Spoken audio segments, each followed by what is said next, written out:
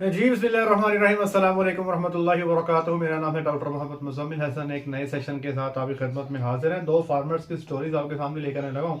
आपको पता है कि हमारा जो है वो जाना रहता है डेयरी फार्मर्स के पास, और हमें वही लोग बुलाते हैं जो बेचारे परेशान होते हैं, किसी ना किसी परेशानी के अंदर फंसे होते हैं। तो उनको लगता है कि चलें हमारे आने से कोई थोड़ा बहुत अल्लाह की ज़ात जो है उन पर करम और रहमत वाला मामला फरमा दे।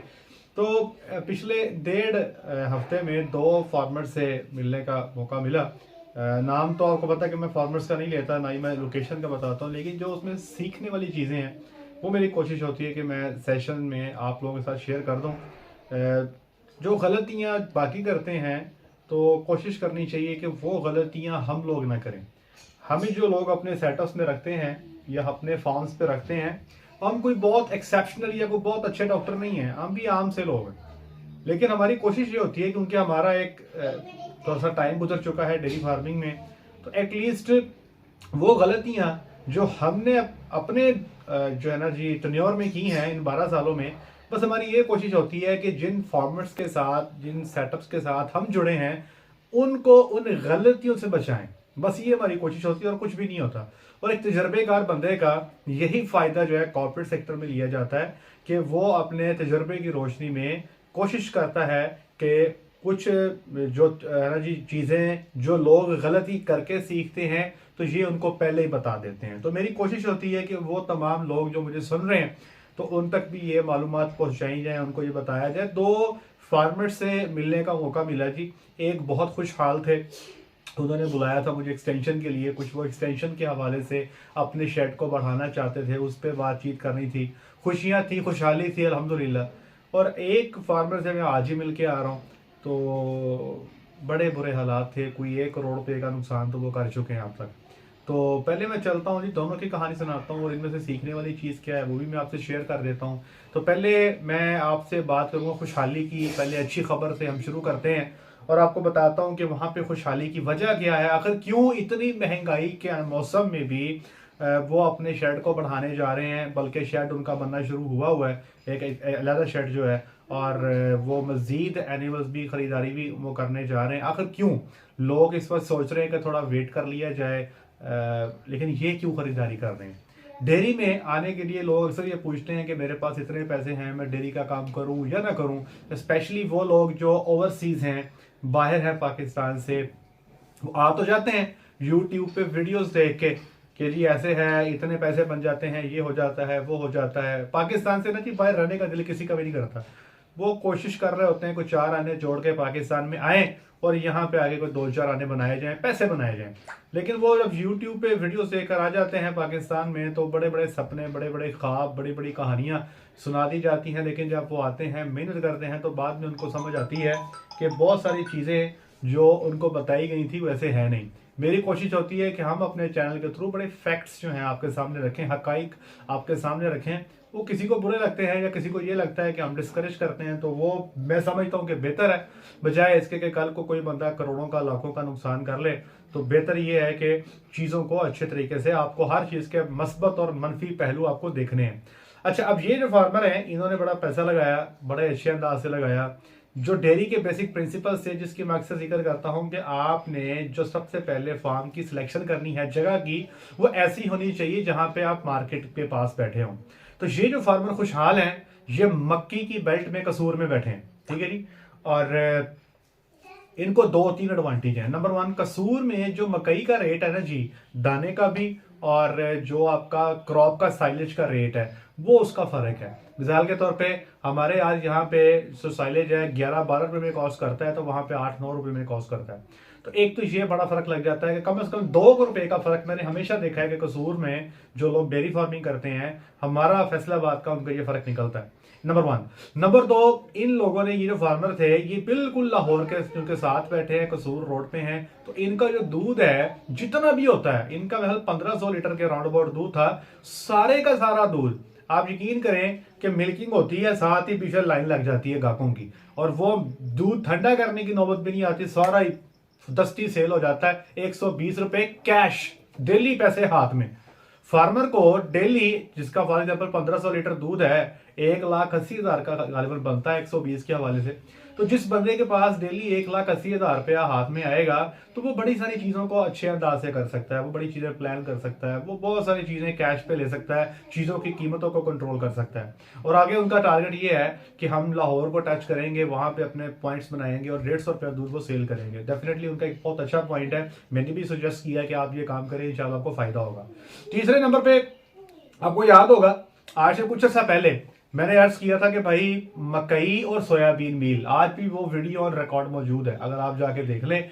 मैंने कहा था इसको लेकर रख लें, ये बाद में पकड़ी नहीं जानी। और आप देख लें कि आज वही सूरत हाल है। हमें जो बहारिया मक्की है, जो जिसका ड्राई मैटर 88% है, हमें वो 28 2,500 में मिल रही है। ग्राइंड करके हमें 2,2900 3,000 75 रुपए किलो में पड़ जाती है।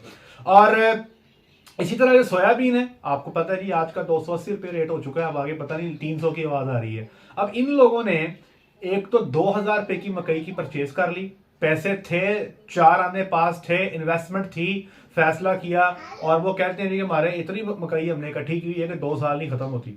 तो उन्होंने स्टोरेज अपनी बेहतर की और अब उनके पास जो मकई का रेट है वो 50 रुपए किलो है, हम डाल रहे हैं 75 रुपए किलो, तो 25 रुपए का 1 किलो के पीछे फर्क डाल रहे हैं। अब एवरेज जो दूध वाला जानवर है उसको 4.5 से 5 किलो मकई डाल जाती है, तो 125 रुपए का फीड कॉस्ट का यही फर्क हमें डाल देते हैं। सोयाबीन वो नहीं ले सके क्योंकि वो एक महंगी आइटम है और डेफिनेटली जो इन्वेस्टमेंट या मकई में कर दी तो सोयाबीन में करने की जो है वो गुंजाइश नहीं थी। तो कुछ लोगों ने सोयाबीन में भी इन्वेस्टमेंट की, तो वो जो जिन्होंने 150 रुपए की ली हुई थी आज उनको बड़ा ही मजा आ रहा है उनको डालने का, क्योंकि इस वक्त 280 और आगे 300 पे जाने की आवाजें आ रही हैं।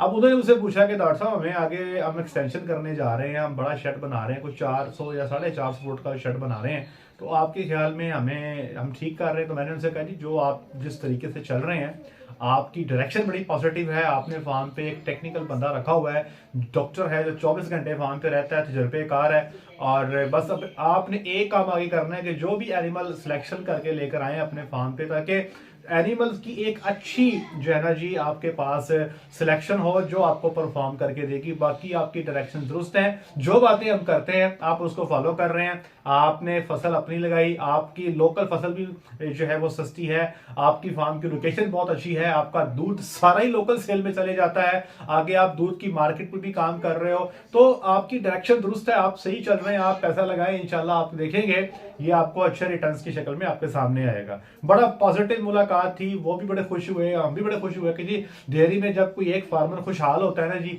तो यकीन करें फार्मर का तो पता नहीं हमें बड़ी खुशी होती है, क्योंकि फार्मर के साथ ही हम सारे लोग जुड़े हुए हैं। डॉक्टर्स का फार्मर के साथ ताल्लुक है, मार्केटिंग कंपनीज का फार्मर्स के साथ ताल्लुक है, वंडा बेचने वालों का फार्मर के साथ ताल्लुक है, सीमेंट बेचने वालों का फार्मर के साथ ताल्लुक है, जानवर बेचने वालों का फार्मर के साथ ताल्लुक है। तो इंडस्ट्री फार्मर के बगैर ग्रो नहीं कर सकती, फार्मर ग्रो करेगा ये सारे जो फायदा उठाएंगे। अच्छा दूसरी तरफ आ जाए, ये जो साहब जिनसे आज मुलाकात हुई जिन्होंने 1 करोड़ का नुकसान किया, देखिए 1 करोड़ कह देना मुंह से बड़ा आसान है, लेकिन जिस बंदे ने बड़ी मेहनत से कमाई की होती है ना जी, वो 1 करोड़ जो है ना जी, यकीन करें जब किसी का चले जाता है ना, वो पता नहीं रात को सोता कैसे होगा बेचारा। तो अब हुआ क्या, फार्मर ने कोई कमी नहीं की, तो उनको पता ही था डेयरी फार्मिंग करते कैसे हैं, पैसा लगाई गए उस फार्म पे। पिछले जो भी 1-2 साल जितने से भी उसको टाइम हो गया बने को, सब ने पैसे बनाए, मतलब जानवर जिनसे लेकर आए, जानवर बेचने वाले ने पैसे बनाए, और इसी तरह जहां से चारा आता है चारे वाले ने पैसे बनाए, मेडिसिन वालों ने पैसे बनाए, वनडे वालों ने पैसे बनाए, वहां पे लेबर ने पैसे बनाए, उन्होंने छोटे सेटअप में ठीक ठाक लेबर के बंदे रखे हुए थे, बड़ा फैसिलिटेट किया हुआ था। अच्छी बात है, करना भी चाहिए। अगर वहां पे कोई पैसा नहीं बना सका तो ये फार्मर था जो पैसा नहीं बना सका। इसकी लोकेशन बहुत अच्छी थी, जिस जगह पे इसके पास जगह मौजूद है, और इस बंदे के पास मार्केट भी अच्छी है जहां पे ये दूध भी सेल कर सकता है। गलती कहां कर गया, गलती हुई सिर्फ और सिर्फ प्लानिंग में। हमारे तो शुरू में काम स्टार्ट किया तो सारे जानवर जो है वो दूध दे रहे थे, शुरू में अच्छे पैसे बच रहे थे, वो मुझे बता रहे थे कि 10 दिन में हमारा कोई 1 लाख रुपया हम प्रॉफिट ले लेते थे। लेकिन आगे का चूंकि सोचा नहीं था, आगे की चूंकि प्लानिंग नहीं की हुई थी, किसी ने बताया नहीं था, तो वो उनको इस चीज का अंदाजा ही नहीं था। गर्मी का मौसम आता है, जो हाउसिंग थी वो बिल्कुल ही फारिग थी, तो जानवर जो थे गर्मी के मौसम में जिन्होंने बच्चा दिया वो दूध ही ना दे सके। हुआ क्या कि वो तकरीबन कुछ भैंसें जो बिल्कुल ताज़ा थी, जिनको बच्चा दिए हुए आज सिर्फ 2-2 महीने हुए हैं, 14 भैंसों का एक टाइम का 14.5 लीटर दूध वो मिल कर रहे थे। तो मैंने उनका सारा सेटअप देखा, मैंने उनको रिक्वेस्ट की, मैंने कहा देखें बात ये है कि इस वक्त भैंसे जो है ना जी, इनका सुबह होता ही छोटा सा है। अगर अभी हम जानवरों पे जोर लगाते हैं तो जानवर क्योंकि कमजोर हैं, पहले वो अपनी सेहत को पूरा करेंगे, 2-3 महीने लगेंगे, जब सेहत पूरी होगी तब तक वैसे ही उनका सुबह लंबा हो जाना है। तो इन पे जो आपने खर्चा करना है वो सिर्फ आपको आउटपुट की शक्ल में सिर्फ जानवर की सेहत में मिलेगा, दूध में शायद थोड़ी बहुत इंप्रूवमेंट होगी लेकिन खर्चा आपका ज्यादा होगा। अच्छा अब देखें, इंटरेस्टिंग बात सुने, उनके पास एक मुरब्बा जगह पड़ी हुई है। मैं उस जगह देखी, मैं उधर गया, साइट को विजिट किया, मैंने बताया कि भाई ये जो आपने सेटअप बनाया है जिधर भी आप बैठे हो उससे 100 गुना बेहतर था कि ये जो एक मुरब्बा आपके पास मौजूद है, आप रोड के साथ 1-2 किले हट के बैठे हैं, इतनी जबरदस्त जगह मौजूद है आपके पास कि अगर आप प्लानिंग के तहत चले तो आप बहुत सारे फार्मर से बेहतरीन जो है कारोबार कर सकते हो। फिर उनको हमने प्लान दिया कि अगले 5 साल का कि आपने डेयरी को कैसे लेके चलना है, उनको बकायदा इंजीनियर्स के नंबर दिए कि आप अपने 5 साल का जो है जो भी आप प्लान करना चाहते हो उनके से नक्शा बनवाओ,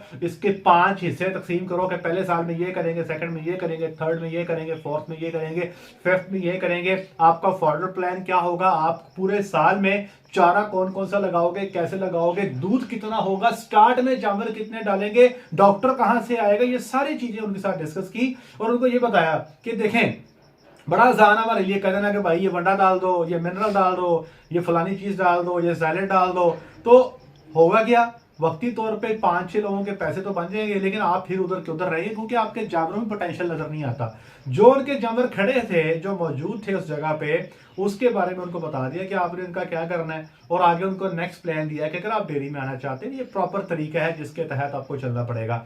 हाउसिंग ना होने की वजह से छोटा सा जो है ना जी एक वो टारा सा था जहां पे जानवर थे, तो 3-4 महीने जो गर्मी के थे वो जानवरों की तबाही निकाल गए और अब जानवर इस फेज में नहीं है। अच्छा मैं वीडियो रिकॉर्ड हो रही है, साथ ही बता रहा हूँ कि यार ये मेहरबानी क्या करें, कॉल ना किया करें यार। मैं अब देखना सारा दिन काम चलता है, कुछ 150 बंदे को और रिप्लाई करते हैं, तो यार कॉल सुनने वाला काम में पॉसिबल नहीं है। जब वो बेल आती है ना, मैं यहाँ से मुझे कुछ होने लग जाता है, ठीक है ना जी। तो कईयों के हम 3-4 दफ़ा फ़ोन काटते भी हैं लेकिन वो फिर भी जाना वो ठोकी रखते हैं, ठोकी रखते हैं, ठोकी रखते हैं। तो यार ऐसे तो ना मुझे, मैं एक दिन मैं सीरियसली सोच रहा था कि यार मैं अपना नंबर ही बंद कर दूँ, नंबर चेंज कर लूँ, लेकिन अब चूंकि लोगों के साथ एक रिश्ता है, लोगों के साथ मामला चल रहा है, अगर थोड़ा बहुत किसी के हम काम आ जाते हैं तो हो सकता है अल्लाह की ज़ात इसी पे हमारी बख्शिश फरमा दे, लेकिन एक थोड़ा सा कोऑपरेट किया करें। दूसरा मैं एक रिक्वेस्ट और करना चाहता हूँ कि सुबह 8 से शाम 8 के बीच में मैसेज किया करें यार। मतलब जिसका जब दिल करता है वो मैसेज ठोक देता है, सुबह 4 बजे, शाम 6 बजे, रात को 10 बजे, रात को 12 बजे, रात को 2 बजे। मतलब यार ऐसे नहीं होना चाहिए। मैं अपने भाई को भी रात को 11 बजे मैसेज नहीं करता कि यार सोने का टाइम है, इस वक्त मैसेज करना मुनासिब नहीं है। इमरजेंसी है तो मैं वीडियो पे इमरजेंसी में कुछ नहीं कर सकता, ना कॉल पे कर सकता हूँ, मौके पे डॉक्टर नहीं करना जो करना आके। तो कोशिश करें जो भी सवाल आता हो सुबह 8 से शाम 8 के बीच में किया करें, और अगर कोई कॉल तो ना करें यार, तो सारी दिहाड़ी काम करना होता, कॉल पॉसिबल नहीं है। 150 बंदे की कॉल लूंगा तो मेरा ख्याल है कि मेंटल हो जाऊंगा अगले 2-3 हफ्तों में, जो कि मैं फिलहाल चाहता हूं कि नहीं बनूं। तो अब इनके पास क्योंकि हाउसिंग नहीं थी तो 1 करोड़ रुपया जो था ये पैसा लगाते गए। इन्होंने कहा यार दूध क्यों नहीं आ रहा, इन्होंने कभी खाली शुरू कर दी, कभी वंडा शुरू कर दिया। परेशान होता है ना बंदा, दूध नहीं आ रहा, भाई भैंसे ताजा है, दूध क्यों नहीं आ रहा।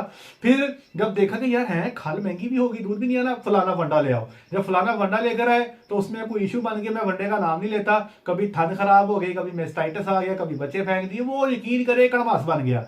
और उसमें हुआ क्या कि आज जब नवंबर का महीना चल रहा है उनके जानवर जो है वो कापियां बन गए, कमजोर हो गए, दूध नीचे रहा कोई नहीं। देखा ना एक टाइम का जो है कितना दूध है, 14 जानवरों का 14 किलो फ्रेश जानवर है और सेहतें कमजोर हो चुकी हैं। तो बहरहाल मैं चाहता हूं कि एक सबक ले लें भाई, जिसने भी काम करना है प्लानिंग से चले। लोग ना यार मोबाइल पे व्हाट्सएप मैसेजेस पे ना पूछने शुरू कर देते हैं कि हम कितने जानवर स्टार्ट करें, हम कितने डालें। तो भाई ये मोबाइल पे करने वाले काम नहीं है। आपने करोड़ों रुपया लगाना है तो मोबाइल पे नहीं हो सकते। आपको किसी के साथ बैठे, वो अब मैं जरूरी नहीं मैं ही हूं, किसी के साथ बैठे, उनसे डिस्कशन करें, 1 घंटा उस पर बात करें, अगले 5 साल की प्लानिंग करें, फिर इस कारोबार में आए। ना कि सिर्फ यूट्यूब पे 2-4 वीडियोस देख के आप शुरू कर लें कि चाहे 10 भैंसे रखो और लाखों रुपया कमा लो, 4 मुर्गियां रखो और करोड़ों रुपया बना लो, 10 बकरियां रखो और अरबों रुपया बना लो। ये सिर्फ यूट्यूब पे बनता है, रियल लाइफ से इसका कोई ताल्लुक नहीं है। बैठें, इस पे वर्किंग करें, प्लानिंग करें। प्लानिंग के बगैर मेरे भाई कारोबार ना करें। और वो जो ओवरसीज हैं उनसे भी रिक्वेस्ट है कि प्लानिंग करें। और यहां पे पाकिस्तान में अगर आपका कोई एतमाद का बंदा है तो काम करें, अगर आपका कोई एतमाद का बंदा पाकिस्तान में नहीं है तो जिधर बैठे चुप करके जो डॉलर बना रहे हैं या जो रियाल बना रहे हैं वो बनाते रहें। अगर एतमाद का बंदा है या खुद आके करना है तो करे, वरना चुप करके बैठे रहे। और वर्किंग के बगैर तो बिल्कुल भी नहीं है, वरना नुकसान खाएंगे। नुकसान उठाने के बाद आप सब हमारे भाई हैं, और किसी भाई का नुकसान हो तो बेसिकली हमारा अपना ही नुकसान है। इंडस्ट्री को ग्रो करने के लिए बहुत जरूरी है कि इंडस्ट्री में सारे मिलजुल के ग्रो करें। ले जी, आज के लिए इतना ही। अपना ख्याल रखें, दुआ में याद रखें, 5 वक्त की नमाज अदा करें। अस्सलाम वालेकुम।